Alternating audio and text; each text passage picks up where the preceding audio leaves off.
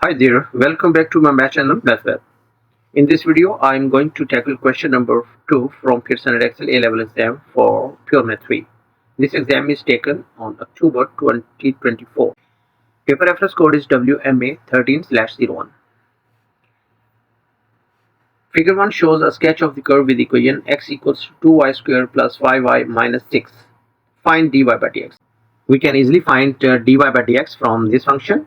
If you differentiate this function with respect to y instead of with respect to x. Like we are differentiating y with respect to x, the answer of y is dy by dx. What is the derivative of y?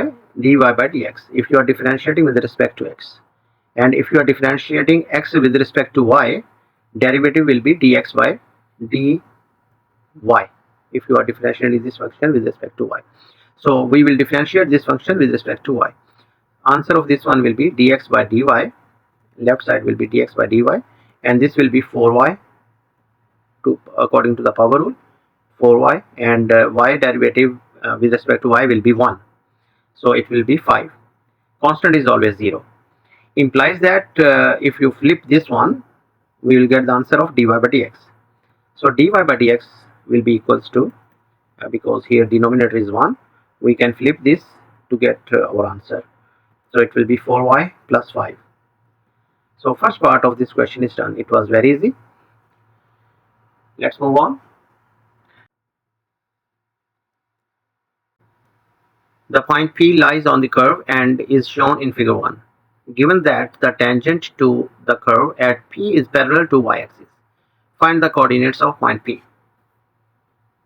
This is the tangent line and the gradient of this line. Let me give you some examples. You know, dy by dx is called the gradient. Dy by dx is called the gradient. If dy by dx is parallel to x-axis, we are writing dy by dx equals to 0. Okay, because it is parallel, there is no slope. And if dy by dx, the gradient, is parallel to y-axis, we are writing dy by dx equals to the gradient of that line will be undefined. We can use infinity. Okay, as the line is moving, it is getting more steeper and steeper, gradient is increasing, and when it becomes parallel to y-axis, it is infinity. Okay, it is the maximum.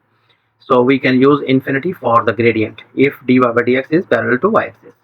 It is given in the question. By using this fact, we can find the coordinates of point P. For second part, we can write as dy by dx is parallel to the y-axis. The gradient is parallel to y-axis.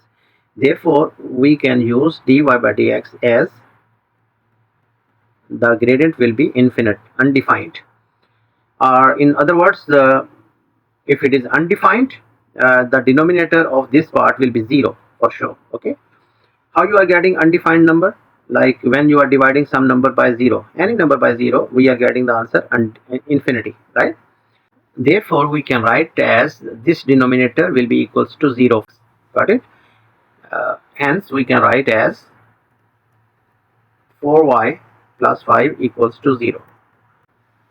From here, we will get the y coordinates of point P. Y will be equals to minus 5 over 4. This is the y coordinate. Now, you can easily get the x coordinate by using this value in this equation. Let me write that equation here. X equals to 2y squared plus 5y minus 6. Use this value of y here to get the x coordinates of point P. 2 into minus 5 over 4 plus 5 into, here is a square, so 5 into minus 5 over 4 minus 6. Now you need to use calculator to get the answer. Write as is in your calculator. We'll get the answer as minus 73 over 8. So this is the x coordinate of point P. You can write the coordinates of point P as minus 73 over 8 and minus 5 over 4. So this is all about question number 2. If you have any comment or any doubt in this question, please write in the comment box. Thank you.